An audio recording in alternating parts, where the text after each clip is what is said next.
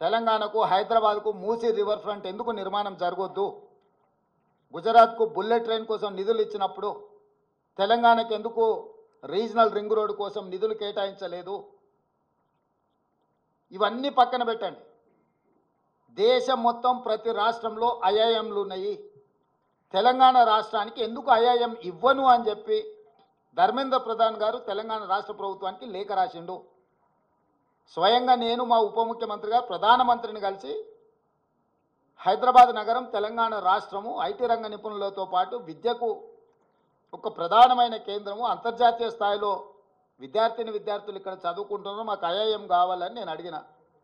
ధర్మేంద్ర ప్రధాన్ గారు నిర్ద్విధంగా మీకు ఐఐఎం ఇవ్వము, తిరస్కరిస్తున్నామని లేఖ రాసిండు. ఇకనైనా కిషన్ రెడ్డి గారు, బండి సంజయ్ గారు బానిసలుగా కాకుండా తెలంగాణ పౌరులుగా ఆలోచన చేస్తే ఐఐఎం ఎందుకు ఇవ్వరో చెప్పాలి కదా.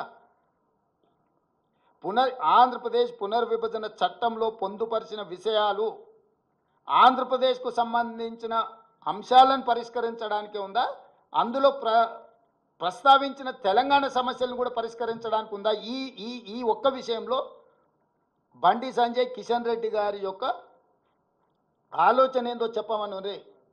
పునర్విభజన చట్టంలో పొందుపరిచిన ఆంధ్రప్రదేశ్కు మీరు ఎందుకు ఇచ్చిందని మేము అడుగుతలేం, ఇవ్వండి.